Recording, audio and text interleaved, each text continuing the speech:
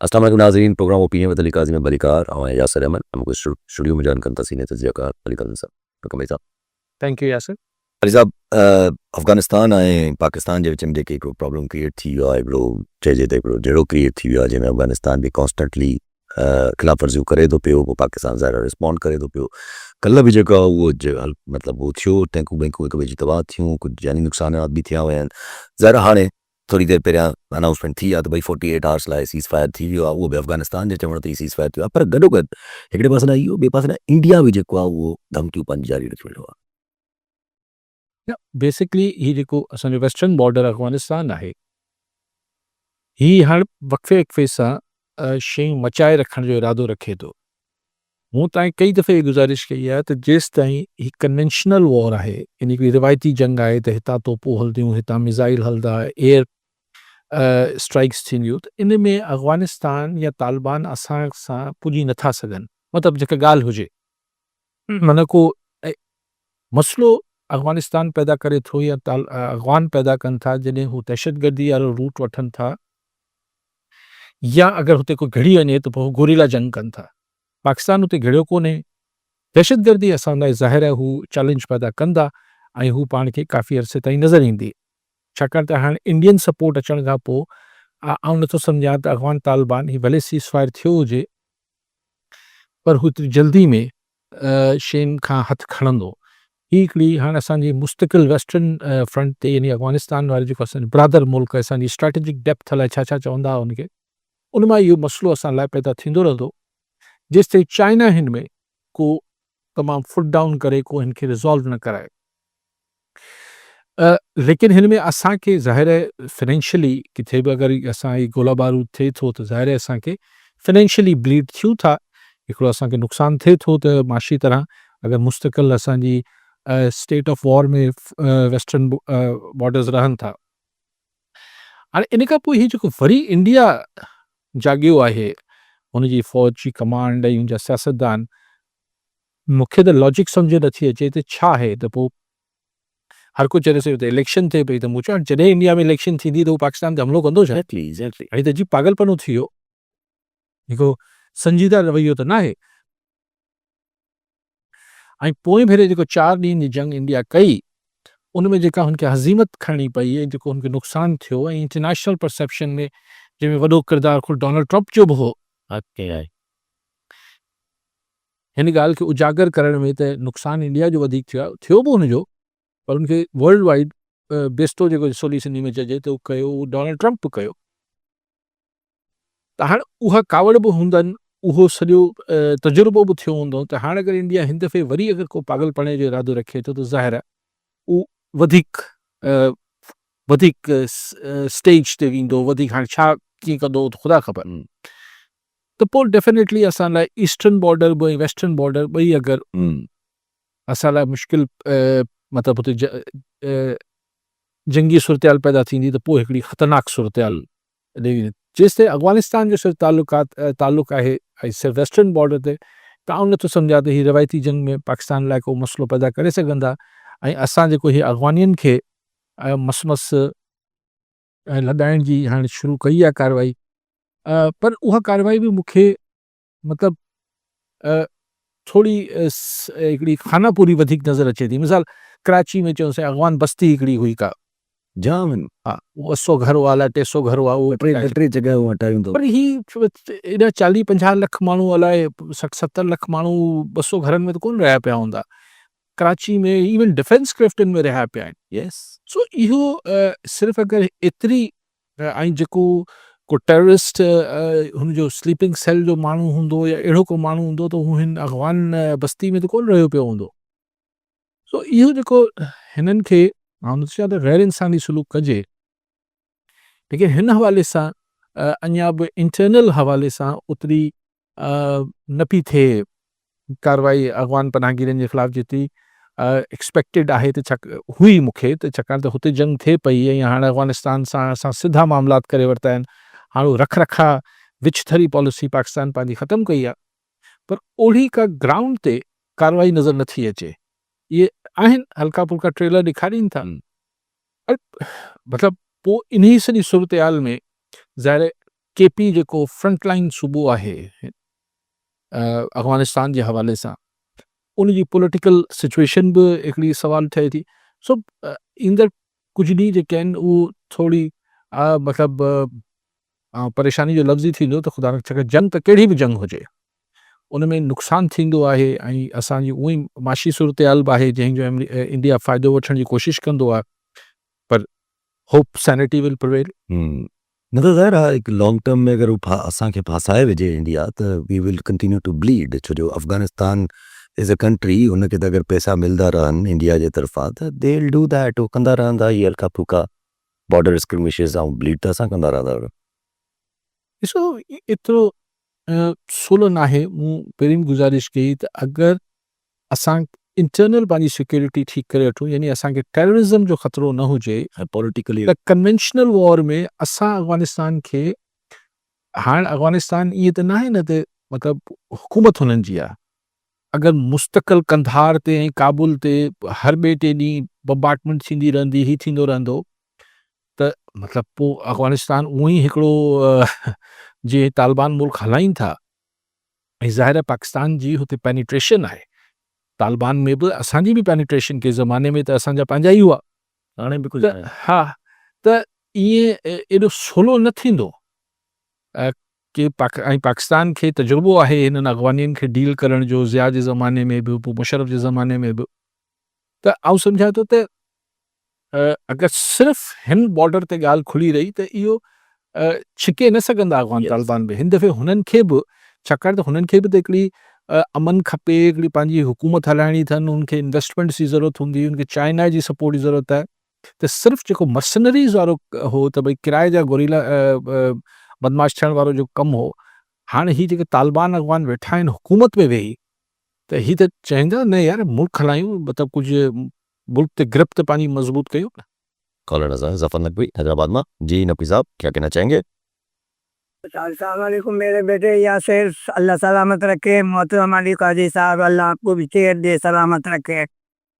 काजी साहब, कुछ खास खास मौके होते हैं जब आप बहुत याद आते हैं सर, बड़े दिल से खैर एक अटैचमेंट होती हो जाती है ना, एक तो शहर, फिर एक हमारे चाचा, और फिर आपकी जो वसी गुलबालग नजरी है। सर मैं ये चाह रहा था आज का दिन काजी साहब, आज वो हजरत अली अलैहिस्सलाम का एक है कौल, रफ़त रब्बी बेफसखल अज़ाइम, मैंने अपने इरादों के टूटने से अल्लाह की मारिफत, अल्लाह को पहचाना।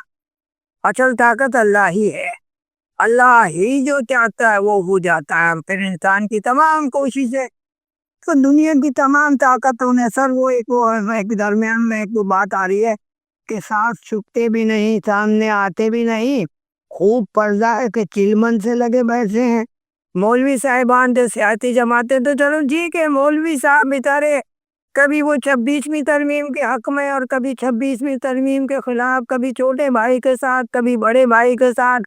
नहीं नहीं, आवाम उन्नास का नुमाइंदा, खल्के खुदा का नुमाइंदा वो नहीं आए बनेगा वजीर आला, चाहे 90% लोगों ने इसको वोट दिया हो। आज की तारीख में पाकिस्तान की स्थिति का बड़ा दिल है सर, कि सारी पॉलिटिकल पार्टीज, तमाम ताकतें, तमाम स्ट्रेंथ, इस्टेब्लिशमेंट का अस्करी और जो तमाम किस्म के रुकावटों के बावजूद अवाम उन्नास का आज एक ऐसा चेहरा आया सर जिसको कोई सपोर्ट नहीं है, जिसको कोई जरदारी इसके नाम के साथ नहीं, शरीफ उसके नाम के साथ नहीं, किसी के भतीजा नहीं, किसी की भतीजी नहीं, कोई मेकअप नहीं, सीधा। तो काजी साहब थोड़ा सा मुझे चाहिए इससे डेफिनेटली तबसरा कीजिएगा, आज अवाम का दिन है और खल के खुदा ने उसी गवर्नर ने जो बेचारा छोड़ के सुबह छोड़ के चला गया, उससे वापस आना पड़ा अलग लेने के लिए। तो ये अल्लाह की तरफ से, अल्लाह करे हमारी सियासी पार्टियां भी आम लोगों को इतनी इज्जत देने लगे सर, प्लीज अल्लाह की दे। ठीक नहीं किया नक्की साहब सारे बात यही कर रहे हैं कि सुहेल आफरीदी ने जो ओथ ले लिया, अभी मैं तो 2 दिन से कह रहा था कि मुझे तो नहीं लगता कि उनको रोक पाएंगे, और रोकने का इरादा भी शायद नहीं था, क्योंकि अगर ऐसा इरादा करते तो मज़ीद इंतशार फैलता, और वो पॉलिटिकली, वैसे ही हमारे पास पॉलिटिकली करेक्ट डिसीजंस कम लिए जाते हैं, लेकिन वो तो बहुत ही इनकरेक्ट फैसला होता है। तो وہ ایز ایکسپیکٹڈ وہ ہو گئے. ٹھیک ہے, انہوں نے اپنا عوامی رنگ کے ساتھ وہ اوتھ لیا ہے کہ پیچھے نعرے بازی اور گورنر کو دھکے اور یہ اور وہ جو سارا کچھ گورنر ہاؤس میں ہوا ہے. لیکن میں تو کہہ رہا تھا یہ خامخواہ کی اٹکل بازی ہے. نہیں جی میں اوتھ نہیں لوں گا, میں کل آ کے دوں گا, میں پرسوں. یہ اٹکل بازیاں مطلب کالج اور یونیورسٹی کی سیاست میں بھی معیوب سمجھی جاتی ہے. اس لیول پہ کرنی نہیں چاہیے تھی. میں اس پر نہیں ہوں کہ وہ چیف منسٹر کا اوتھ انہوں نے لے لیا ہے. میں بار بار یہ کہہ رہا ہوں, بات آج کے بعد سے شروع ہونی ہے. دیکھنا ہے کہ سہیل آفریدی صاحب وہ اپنے عشق میں, خان کے عشق میں کس منزل تک جاتے ہیں اور کون سی حدیں گزر جاتے ہیں. کہتے ہیں نا عشق میں تو ہر منزل, ہر حد پار کر لی جاتی ہے, عاشق کرتا ہے. دیکھنا یہ ہے کہ یہ آگے کیا کرتے ہیں. کیا یہ ایک, اور جو ہماری اسٹیبلشمنٹ ہے یا ہماری جو گورنمنٹس ہیں وہ سہیل آفریدی کی صورت میں اس کو ایک اپرچونٹی کے طور پر, ایک موقع کے طور پر استعمال کرتے ہیں کہ اس سے فائدہ لیا جائے اس سچویشن میں کہ جب افغان سچویشن ہماری خراب ہے اور سہیل آفریدی بھی بولتا ہے کہ میں پہلے پاکستانی ہوں پھر پختون ہوں, تو اور وہ تو ایک ٹرائبل ایریا سے آنے والے بندے کو سے فائدہ بھی لیا جا سکتا ہے. اب مجھے نہیں پتا کہ آگے کیا, لیکن جو ہوگا وہ اصل جو دلچسپ مراحل آئیں گے یا کرٹیکل مراحل آئیں گے وہ بعد میں آنے, کہ چیف منسٹر تو ان کو بننا تھا. اب یہ کیسے چلتے ہیں اور ان کو کیسے چلنے دیا جاتا ہے وہ جب ہوں گے دقی صاحب تو پھر سے بات. پر سب ہکڑی ॻाल्हि त हिन त सीएम अफरीदी साहब जी अपॉइंटमेंट खां पोइ माना सॉर्ट ऑफ ॼण माना नुमाया थिए थी त सीएम अफरीदी इज़ नॉट, मतिलबु ठीकु आहे, is not relevant in this equation in the sense के ॻाल्हाइणो हाणे खान सां ई पवंदो. छो जो जी इहो ज़रूरु थियो त गंडापुर पाण बि हिकिड़ी ज़ात में हिकिड़ो शख़्स हो न, भई पुराणो पीटीआई जो पार्लियामेंटेरियन हो, सीनियर अॻवान हो, त हू चवंदो ठीकु आहे, ऐं पंहिंजी बि का ॻाल्हि पंहिंजो दिमाग़ बि लॻाए रहियो सोली सिंधी में. ऐं किथे किथे हू ख़ान सां बि इख़्तिलाफ़ु करे रहियो हूंदो त हू मीडिएशन में पोइ किथे किथे ख़ान जी सिस्टर सां हलीमा ख़ान सां इख़्तिलाफ़ु पियो करे, किथे हुनजी ज़ाल सां बुशरा साहिबा सां इख़्तिलाफ़ु पियो करे. त मतिलबु हू he was applying his mind, हू पाण बि हिकिड़ो चवो आहे न त पंहिंजो दिमाग़ हलाए पियो. सहेल आफरीदी जी केस में अहिड़ो मामिलो न थींदो. सहेल आफरीदी उहो ई ॿुधंदो, उहो ई चवंदो जेको ख़ान ॿुधंदो ऐं ख़ान चवंदो. सो इन सूरत में ही जेको गो बिटवीन वारो कमु हो इहो सहेल आफरीदी जे अचण खां पोइ उहो ख़तमु थी वियो. हाणे जेको बि करिणो अथनि सिधो वञी अडयाला में ख़ान सां कंदा या जेको नओं जेल ठहे पियो ओॾे करिणो पवंदो. एक्स जेल जेको आहे उन एक्स जेल में ख़ान खे खणी वेंदा आहियूं, हुते करिणो पवंदो. ऐं बहितर बि इहो आहे ऑब्वियसली. आई डोंट नो अञा जो मसइलो अगरि न हुजे एग्ज़ैक्टली त छा ख़ान स्टैब्लिशमेंट सां गॾु कमु न कंदो रहियो आहे छा? घणो अरसो कमु कंदो रहियो आहे. ॿिया त उन्हनि जा वॾा पंहिंजा पार्टी लीडर बि सलमान कमरेजा साहब, जुनैद अकबर साहब ॿिन्ही चयो त भई असां एस्टेब्लिशमेंट जे ख़िलाफ़ न आहियूं, असां एस्टेब्लिशमेंट सां कमु करणु चाहियूं था. इहा अहिड़ी का ॻाल्हि कोन्हे. कॉलर असां जावेद मंगरियो कराची मां. जी मंगरियो साहब छा चवणु चाहींदा?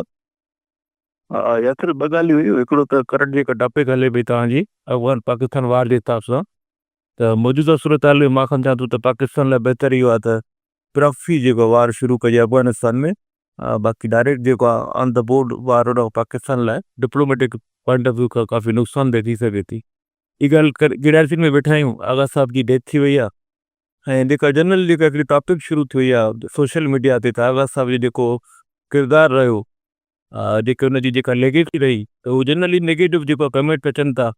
ऐं असांखे इहे शयूं हाणे जेको ख़तमु करणु खपनि त जेकॾहिं माण्हू उहो मरी थो वञे त पोइ हुनजी सभई ग़लतियूं माफ़ थी वञनि. जेको कमु कया पंहिंजी ज़िंदगीअ में सभु जेको ग़लतियूं अहिड़े तरीक़े सां ॾिसो पूरी जेको आहे 30 सालनि में जेका रही आहे क़यादत सॼी करप्ट आहे. अॼु जेका सिध लोड़े पई उहा हुन क़यादत जे करे लोड़े पई. त असांखे उहो किरदार खे एनालाइज़ करणो खपे त गिड़ाकिन में वेठा आहियूं त तव्हां हिते ॾींहं जो बि जेको आहे सफ़र नथा करे सघो.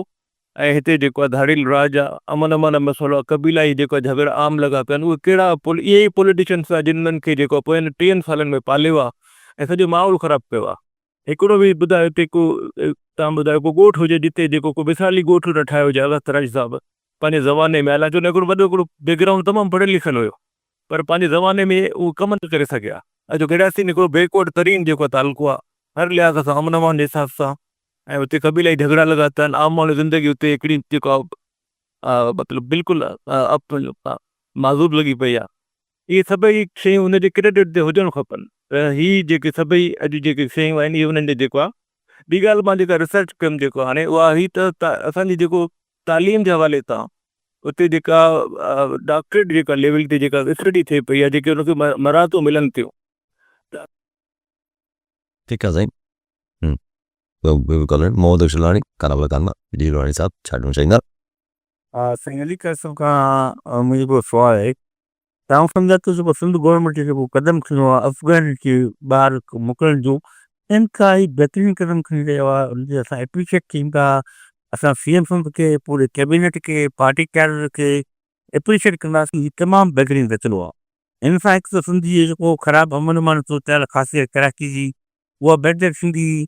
ऐं ॿियो जेको सो जेको क्राइम थिए थो उहो अफ़गान पठान कनि था, ऐं नशा ईशो आइथ ऐं जेकी बि बुरायूं आहिनि सभु इहे बिल्कुलु अफ़गान पठान कनि था। ऐं ॿी जैसे हज़ारे एकड़ कराची में जेका ज़मीन उहो वालारे वेठा हुआ, उहा ज़मीन जेको ख़ाली थींदी सिंध गवर्नमेंट खे कमी थी। ऐं इहो तमामु बहितरीनु फ़ैसिलो आहे। इन सां रोशनी थियो। ठीकु साईं।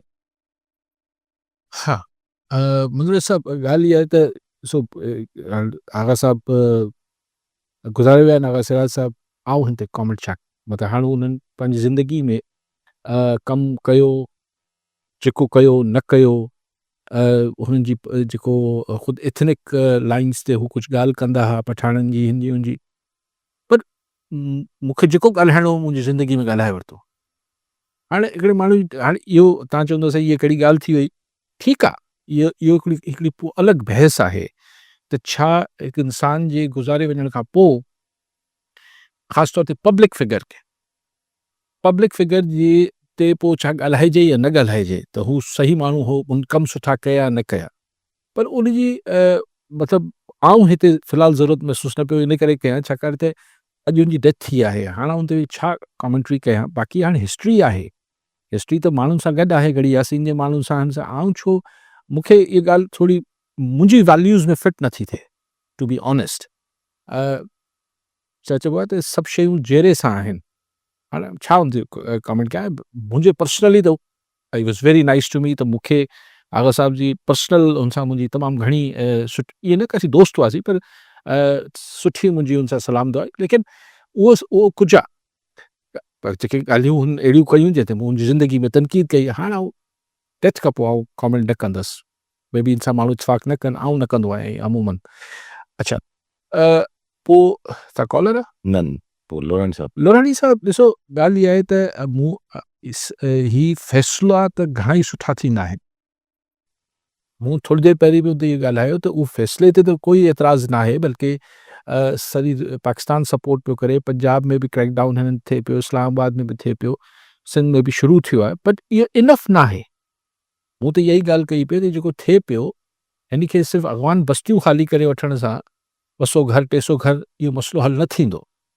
सिंध में तमामु सिंध ऐं केपी ॿ सूबा आहिनि जंहिंमें तमामु घणो अफ़गान बनागीर आहे, त उनमें जी सफ़ाई कराची मां कढी छॾियो, अची नौशेर फिरोज़ में वेही रहनि त ॻाल्हि त फ़र्क़ु त कोन्हे पियो उनखे। सो उनखे हिकिड़ी प्रॉपरली मुंहिंजो ह्यूमन रहिजे पर, ऐं ग़ैर इंसानी थियण जी कंहिं बि एथनिक बुनियाद ते कंहिं बुनियाद ते आउं जे हक़ में न आहियां।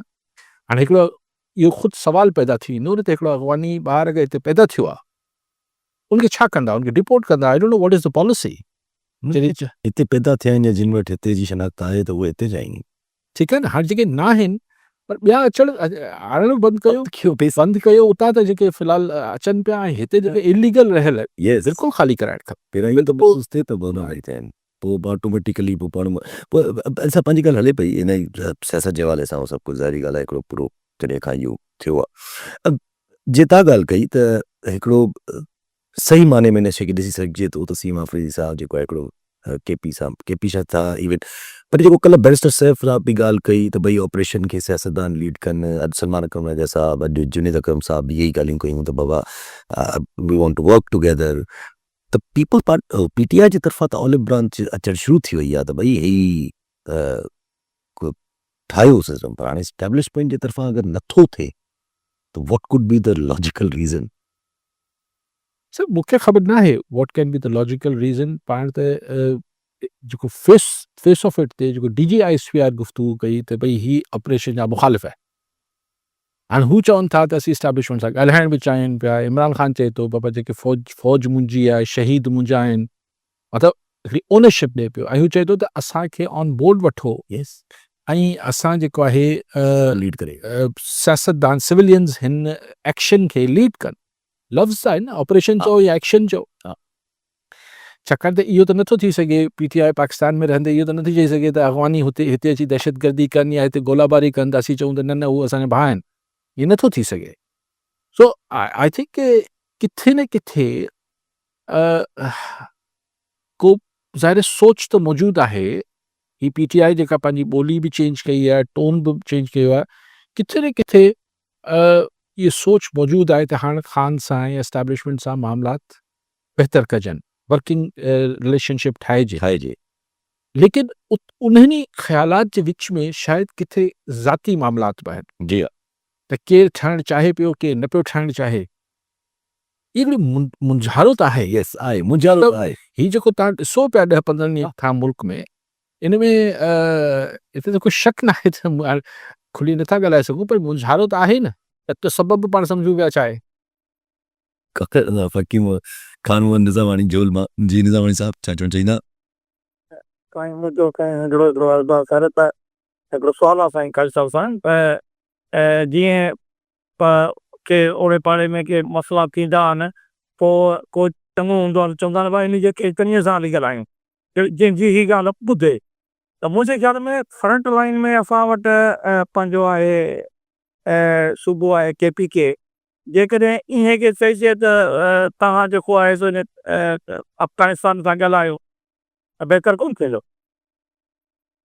अफ़गानिस्तान खां ॻाल्हाए ओके ठीकु ठीकु साईं साईं उहो ई फॉर्मूलो जेको PTI ॾिए थी नया? असांखे ॻाल्हाइण ॾियो ॾिसो ईअं त JUI बि मौलाना फज़ल रहमान बि चई पिया भई आऊं बि टैकड़ी कराए सघां थो मौलाना फज़ल रहमान खे ॾिनो वियो न चांस कुझु टाइम पहिरियां मौलाना फज़ल रहमान वेंट टू अफ़गानिस्तान पूरे हा। वफ़ात सां गॾु हा पर उहो न हल थी सघियो थी सघियो हुई हीअं त सिर्फ़ु इहा त ही जंगबंदी कराइण जी कोशिशि थिए पई लेकिन मसइले जो हल त अफ़गान तालिबान खे कढणो पवंदो न बसि उहो इहो नथो करे सघे त हुनजी अफ़गानिस्तान जी मैशत बि पाकिस्तान हलाए डॉलर बि पाकिस्तान ॾे कणिक ऐं खंड बि पाकिस्तान ॾे पाले बि हलाए पाले ऐं केतिरा लखे माण्हू पाले बि पाकिस्तान पर हू वरी इंडिया खां पैसा वठी उते दहशतगर्दनि खे चए त हिते पाकिस्तान में तव्हां दहशतगर्दी कई इहो त हाई टाइम न इहो त अफ़गान तालिबान खे बि किथे पंहिंजी जबलनि वारी उहे जेके जबलनि में रही हिकिड़ी पंहिंजी क़बाइली सोच रखनि था त उहा हाणे हिकिड़ो मुल्क हलाइनि था या त हुननि खे चेंज करिणो पवंदो पंहिंजी सोच खे या अफ़गान तालिबान ई चेंज थी वेंदा घणा माण्हू सभु हिन वक़्तु जीअं तव्हां ॻाल्हि कई त मुंदल आहिनि शयूं त घणा माण्हू इहे ख़बरूं आहिनि त हलूं था पिया इंटरनेशनल आहिनि कुझु रिव्यूं पर हुन ते अचण खां पहिरियां घणा माण्हू इहे बि ख़बरूं हलाइनि था पिया त पहिरियां बि इहे ख़बरूं थी वियूं त पीपल्स पार्टी ऐं PTI जो राब्तो थियो आहे वरी हाणे PTI जा सहाफ़ी कुझु लिखी आया आहिनि जेके चवनि था पिया त पीपल्स पार्टी ऐं PTI जो असब कैसर जे थ्रू राब्तो थियो आहे छा करण लाइ कुल मामला विच में पाण में सेटल करण लाइ ॿिन्ही पार्टियुनि जा सर यासिर साहब तव्हां मूंखे सम्झायो आऊं त डिघी फ़लसफ़े में साज़िश थ्योरी में तव्हां मूंखे हिकिड़ी ॻाल्हि जवाबु ॾेई छॾियो अहिड़ा राब्ता थींदा तव्हां खां मूंखां शायदि गुज़ारिजी वञे पर एस्टेब्लिशमेंट खां गुज़ारंदा न हिन सेटअप खे इक़्तिदार में चलो कंहिं आंदो न आंदो उन बहस में नथा पऊं बाजवा साहब जे ज़माने में छा थियो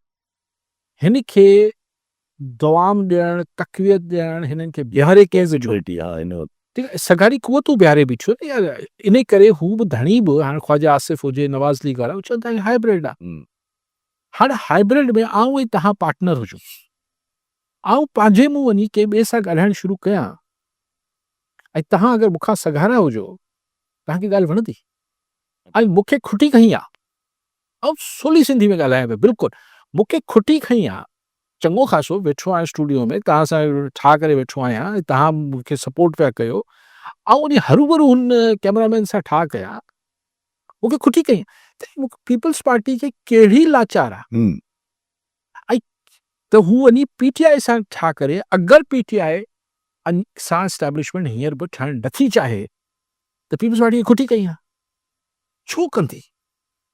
ए ॿी ॻाल्हि इहा आहे कि मोटी ॻाल्हि ॿी करे था वठूं, बिल्कुलु सवली सिंधी में, हिन में को अगर मगर नथा। ॿी ॻाल्हि इहा कि छा असां वटि जेका हिकिड़ी नॉर्मल पॉलिटिकल मनूवरिंग्स थींदियूं आहिनि ओतिरी स्पेस सिविलियन्स वटि बची आहे? न। के ज़माने में थींदो, हुन पार्टी सां मिले पियो, इतिहाद पियो ठाहे, पोइ हीअं, छाकाणि एस्टेब्लिशमेंट हुन ज़माने में थोरो पोइते रही ऑपरेट कंदी। हींअर हू बाक़ाइदा हर शइ में, तव्हांजी फॉरेन अफेयर्स हुजनि, तव्हांजा इंटरनल अफेयर्स हुजनि, तव्हांजी मईशत हुजे, तव्हांजी फ्यूचर पॉलिसीज़ हुजनि, एवरीथिंग। त हिन में अगरि वरी आउं चवां पियो त ही सिविलियन फोर्सिस वटि एतिरी स्पेस आहे कि पीपल्स पार्टी ही पंहिंजे मुंहुं वञी कुझु करे सघनि। हिननि खे अगरि हिक ॿिए सां बि शिकवा हूंदी, मिसाल आउं तव्हांखे हमेशह चवंदो हुउसि, नवाज़ अली गई पीपल्स पार्टी जे चहिरे में, जहिड़ी सही जॻहनि ते फ़ोन ईंदो उन मामला ख़तम थी वेंदा। हाणे जेके पावर सेंटर्स आहिनि हुनमें अगरि किथे WN में W ठहनि पियूं, किथे को ज़ाती ऐं ॿिया मामलात आहिनि तंहिंजे करे मुजारा थियनि पिया। आउं इन थ्योरीज़ खे नथो बाए कयां त PTI खे छा मिलंदो पीपल्स पार्टी मां, ऐं पीपल्स पार्टी खे PTI मां छा मिलंदो?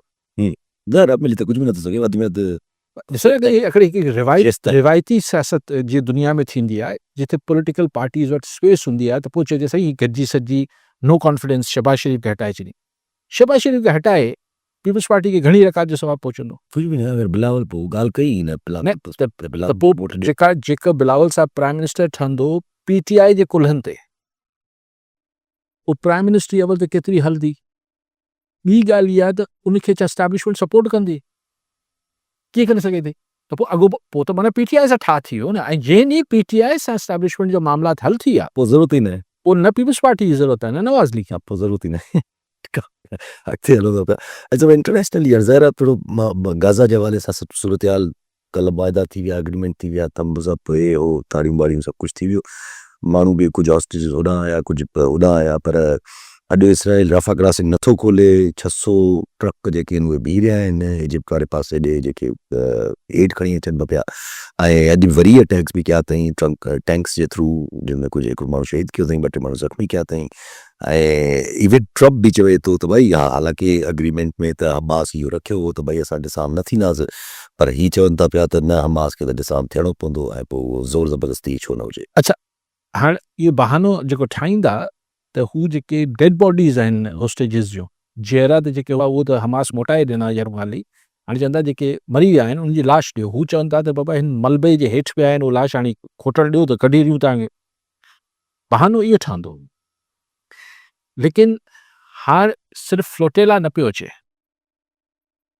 हाणे सिर्फ़ु फ्लोटेला न पियो अचे कि भई हिकिड़ा ॿेड़ियुनि ते अचनि पिया, उनखे इज़राइल रोके वठंदो। हाणे इजिप्ट मां अचनि पिया, हिकिड़ा इंटरनेशनल फंड्स ठहनि पिया। टोनी ब्लेयर बि संभरियो वेठो आहे हिते वर्दी सिबराए त आउं बि बोर्ड जो वञी बोर्ड जो हिते अची, बोर्ड जो त हू थींदो, पीस बोर्ड जो त टॉप थींदो सॼो। ही हुते जेका लोकल ठहंदी कमेटी अलाए छा केयर टेकर सेटअप, त हिन सॼे में आउं नथो चाहियां इज़राइल नथो करे सघे, लेकिन पहिरीं खां वधीक लान तान ऐं शदीद मतिलबु मज़मतनि ऐं पब्लिक ओपिनियन जे प्रेशर में ईंदो। हाणे ही उहा ई ॻाल्हि आहे जीअं उहा ॻाल्हि करणु इलाही नंढे लेवल ते आहे, पर वॾे लेवल ते इहा जंहिंखे आउं चवंदो ख़ाम में करे पियो। इहे जेके चालाकियूं आहिनि इहे इज़राइल खे फबंदियूं कोन। इहे ट्रिक जेके करे पियो, हाणे वधीक गारियूं खाईंदो, ऐं पोइ भेरे बि पोइते कंहिंजे करे हटियो? पब्लिक ओपिनियन जे करे हटियो न। हाणे ट्रक बीठा आहिनि, सुभाणे ॿिया मामला थींदा, वरी कुझु थींदो, त सॼी दुनिया वरी रोडनि ते निकिरंदी। हाणे मतिलबु वेंदे वेंदे बि गारियूं खाइण वञणु चाहे थो नेतन्याहू, ॿियो त कुझु ई कोन्हे। मतिलबु अमृतसर नथो करे सघे, पर हिन खां वधीक ज़ोर ते गारियूं खाईंदो आहे। गफ़ूर काके पुट नवाब शामा जी, काके पुट साहब अचणु चाहींदा? कई कल था वञा सुठा तव्हांखे तमामु अर्ज़ु आहे। ऐं ख़ासि सवाल आहे थो कि बुनियादी जेके ॿ खाता आहिनि, सिहत ऐं तइलीम खातो, उन्हीअ ते ख़ुसूसन सिहत जे हवाले सां मां चवंदो त जेको आहे जेके सुठियूं पाकिस्तान में मल्टीनेशनल कंपनियूं उहे दवा साज़ उहे ॿियनि जे हवाले करे जेको आहे सो उहे तेज़ीअ सां ॿाहिरि उन्हनि जो एतिरो क़ीमत में वधाइण जो बि एतिरो रुझान कोन हो। हाणे ई जेके लोकल कंपनियूं आहिनि लाहौरी कंपनियूं उहे जेको आहे सो तमामु क़ीमतुनि खे महीने महीने में इज़ाफ़े सां ऐं ॿियो जेको डॉक्टरनि जो स्टोर मेडिकल सेंटरनि जो हिकिड़ो गठ जोड़ आहे ॿारड़ी आहे माण्हू वीचारा बोझ माण्हू उन्हनि खे जेको आहे सो विज़िट खां पोइ हिकिड़े आम तकलीफ़ में बि 5 खां 10 हज़ारनि जूं दवाऊं लिखी ॾियनि था। इहो फुर्लुट जो जेको आहे सो तरीक़ो जेको इहो कॾहिं ख़तमु थींदो सिहत खातो छो नथो उन ते जेको आहे सो उहो एक्शन खणे। महिरबानी। ठीकु साईं। साईं असां वटि मुख़्तलिफ़ इहे मतिलबु हिकिड़ी छा चऊं कार्टेल्स चऊं छा चऊं हिकिड़ा माफियाज़ कार्टेल्स माफ़ियाज़ ऐं नथो यूज़ करणु चाहियां पाण कंदा आहिनि शुगर माफिया चवनि। हा शुगर माफ़िया खे चओ। कंदा आहिनि हा उहो शुगर मिल्स लाइ चइबो पर हीअ ॾिसो न हीअ अगरि दवाउनि ते गवर्नमेंट ब्रेकूं हणे थी त बाबा अघु न वधाइण ॾींदासीं मार्केट मां शॉर्ट करे छॾींदी। यस हाणे अगरि हिकिड़ो शुगर जे पेशेंट खे ओचितो इंसुलिन मिलणु बंदि थी वञे या हिकिड़े लाइफ सेविंग ड्रग्स बंदि थी वञे त पोइ मुंहिंजा हथ पेर लुड़ी वञनि था। हीअ अजीब हिकिड़ी असां वटि छाकाणि त हिन में एॾी करप्शन बि रही आहे ॾाढी करप्शन एतिरी करप्शन आहे एतिरो घणो मुनाफ़ो वठनि था ॾाढो मुनाफ़ो आहे फार्मा कंपनी। पर जीअं आउं कंहिं ज़माने में चवंदो हुउसि पोइ उहो त हिकु ज़माने में थो न IPPs खे बसि छॾाए था वठूं असीं IPPs खां नवां मुआइदा करायूं छा थियो उहो किथे विया गायब का ऐं आउं उन महिल बि चवंदो हुउसि त अगरि सरकार ॾंडो इस्तेमालु कंदी त सवाइ मल्टीनेशनल हिकु ॿ खे छॾे करे सभु मञींदियूं छाकाणि हुन पैसा आहे। ईअं ई किथे किथे सिर्फ़ु सिधी तरीक़े सां मसइला हल न थींदा आहिनि ऐं मार्केट रेगुलेशन तव्हां दवाउनि जी चओ था उहे असां साड़ियुनि जा अघु नथा वठी सघूं यस असीं उन रेट खे नथा कंट्रोल करे सघूं असीं सो बेसिकली ही सभु काके वटि सभु गवर्नेंस जे ज़ुमरे में शयूं अचनि थियूं ऐं हिन लाइ हिकु ॾींहुं राति रुगो समरियूं साइन करणु न हूंदो आहे हिन लाइ एक्चुअली जेका मैनेजमेंट खपे ऐं हमेशह चवंदो आहे असां जहिड़े मुल्कनि खे लीडरनि जी ज़रूरत न आहे असां जहिड़े मुल्कनि खे गुड मैनेजर्स जी ज़रूरत आहे उहे गुड मैनेजर्स हू कैन मैनेज थिंग्स ही मैनेजमेंट आहे न त के भई दवाऊं शॉर्ट बि न थियनि ऐं दवाउनि जी क़ीमत बि घटि थिए। हाणे पोइ डिजी दास्तान अच्छा पंहिंजी ॻाल्हि हले पई त हाणे जेको ट्रम्प हे रवैयो रखे थो पियो त हमास खे मां ॾिसां कंदुमि हर हाल में ऐं अगरि जे न थींदा त उहो वायलेंट बि थींदो त छा वरी धमकियुनि ते लही आयो ट्रम्प आहे सर ट्रम्प सुबुह जो नाश्तो करण खां पोइ हिकिड़ो आहे मंझंदि जी मानी खां पोइ ॿियो आहे छा ट्रम्प ते ॻाल्हाइनि जंहिं माण्हू खे सॼी दुनिया में अलाए छा मसइला लॻा पिया आहिनि हुतां वरी साइन करे आयो आहे पीस डील ते मिडल ईस्ट में चए पियो घर पहुचे थो त टाइम मैगज़ीन में पंहिंजो फोटो ते एतिराज़ थिए हिन फोटो में मुंहिंजा वार थोरा गंजो थो लॻा चई हरू भरू ग़लति ॾेखारण लाइ लॻाई अथऊं इंजाम मतिलबु ख़ुदा खे ख़ौफ़ कयो यार 74 सालनि जा आहियो भला अगरि वार खुटी बि पिया आहिनि असां वांगुरु त ख़ैर कहिड़ी ॻाल्हि आहे न मतिलबु वरी हिकिड़ी उमिरि खां पोइ वार खुटी पवंदा आहिनि हिन छा मसइलो त हिन माण्हू मां को स्टेट्समैनशिप जी उमेदु करणु इटालियन प्राइम मिनिस्टर सां जेको आहे उहो चए पियो त तूं सुहिणी आई अरे बाबा सुहिणी आहे पर कोई हिकिड़ा नॉर्म्स हूंदा आहिनि ट्रम्प जी गुफ़्तगू ते न थियो लेकिन आउं वरी उहो ई चाहियां थो आउं हिन ज़ाहिर ट्रम्प करे सघे थो इहो सभु कुझु पर जेका पब्लिक ओपिनियन आहे जे ट्रम्प ऐं नितिन याहू खे हिन मुक़ाम ताईं पहुचायो आहे वरी कंदा वरी वर्ल्ड रिएक्शन जेको आहे छाकाणि हमास खे डिसार्म करण जो मतिलबु वरी छा थींदो त हाणे अमेरिकन ऐं इज़राइल वरी बम्बार्डमेंट कंदा त जेके वरी माण्हू वापसि पहुता आहिनि आम माण्हू मरंदा हमास खे कीअं शिकल ते त कोन लिखियलु आहे Hamas exactly so it's public opinion हिननि खे हारायो आहे ऐं सम्झा त दुनिया जी राय आमा हिननि खे वरी हाराई ऐं त हिकिड़ी कल्ह खां कॉन्स्पिरेसी नंढड़ी थी वई आहे त जेको ट्रम्प जेको आहे उहो पंहिंजी तकरीर में बि ॻाल्हायो बि ऐं पोइ उते चयईं त मां इहे जेके पोयां मुंहिंजे मुल्क बीठा आहिनि इहे सभु इब्राहिम अकॉर्ड्स खे तस्लीम कंदा आहियूं प्राइम मिनिस्टर साहब बि बीठा हुया हा उहो त असांजे प्राइम मिनिस्टर साहब तरदीद बि न कई हा मतिलबु त भई आउं त नथो मञा एग्ज़ैक्टली भई पाकिस्तान कोन मञंदो आहे इब्राहिम अकॉर्ड खे ऐं इब्राहिम अकॉर्ड सां छा थी वियो ही हमास जेको कोस ऐं क़त्लेआम कयो गज़ा में इहो त हुन खां पहिरीं इब्राहिम अकॉर्ड जी इनिशिएट त थी चुका आहे न अॼु पाकिस्तान चाइना जे पूरे हिकिड़े जेको पूरो कल्ह इलामियो आयो या जेको बि हुन ॻाल्हायो फौरन पाकिस्तान रिस्पॉन्ड न कयो आहे, न ताईं कहिड़े बि क़िस्म में। पाकिस्तान कीअं रिस्पॉन्ड कंदो हिन ते, छा चवंदो? चाइना जो मिनरल्स वारी चाइना अहिड़ा बयान ॾींदो कोन्हे। मिनरल्स वारी ख़बरूं अॼु बि हलनि थियूं। फॉरेन मिनिस्टर असांजे जेके आहिनि हुते अमेरिकन एनवॉय सां मिलिया आहिनि, वरी साॻियो मिनरल्स ते गुफ़्तगू थी आहे, इन्वेस्टमेंट ते गुफ़्तगू थी आहे। मां अर्ज़ु कयां पियो त चाइना अहिड़ा बयान न ॾींदो आहे, ॾिनो आहे त ज़ाहिर आहे असांजी फॉरेन ऑफिस इनखे तमामु केयरफुली ॾिसी रही हूंदी ऐं सम्झा त डिप्लोमेटिक चैनल्स में इनखे तमामु सम्झाणियूं बि ॾिनी वयूं ऐं छाकाणि चाइना जी असां संगत विञाइण जो अफोर्ड नथा करे सघूं फ़िलहालु, जॾहिं असांखे इंडिया मां बि थ्रेट आहे, अफ़गानिस्तान मां बि थ्रेट आहे, असांखे अमेरिका खां वधीक चाइना मुंहिंजे ख़्याल अज़ीज़ हूंदो। स्पेशली हाणे जेको हाल ठहियलु आहे हुन में ज़री ॻाल्हि आहे। ऐं हुनजी ॻाल्हि रखी वठूं, ज़री ॻाल्हि इहा हाणे जॾहिं ॻाल्हि कयूं था त पोइ त इहो जेको प्रेशर आहे इहो नॉट जस्ट इंटरनली थो बीहे न, पोइ त इहो प्रेशर एक्सटर्नल बि हले थो वञे, because if we go for ई जेका पॉलिसी टुवर्ड्स अफ़गान हले थी पई आहे, अगरि पंहिंजी पॉलिटिकल सख्ती बि मेंटेन रखणी आहे KPK में, त पोइ ज़ाहिर अमेरिका खे सेट। मूंखे लॻे थो त हीउ जेको 15-20 ॾींहंनि खां जिन्हनि बि सबबनि जे करे हिकिड़ो मुख़्तलिफ़ पाण खे इंडिकेटर्स नज़र अचनि पिया। ॾिसो, चइबो आहे बुख़ार अलामत हूंदी आहे, बीमारी न हूंदी आहे। त मुल्क में हींअर असांखे मुख़्तलिफ़ जॻहियुनि ते अलामतूं नज़र अचनि पियूं, बुख़ार नज़र अचनि पिया, पंजाब में जेको थियो, ॿिया जेको थियनि पिया, त इहे अलामतूं आहिनि। इन जो मतिलबु इहो आहे त ईंदड़ 15-20 ॾींहंनि में, महीने में अहिड़ी हिन जो असल तशख़ीस बि थी वेंदी त मर्ज़ छा आहे ऐं हुन मर्ज़ जो इलाजु थींदो, थियण जी उमेद करे सघूं था। सो अञा पाण खे 15-20 ॾींहं इंतज़ारु करिणो पवंदो त इहे जेको खिचड़ी पिचे पई इहो भले पची रास्ते। जी ठीकु आहे, सभु नाज़रीन, अॼु प्रोग्राम जो पूरो थियो, ईंदड़ प्रोग्राम में दुआ में।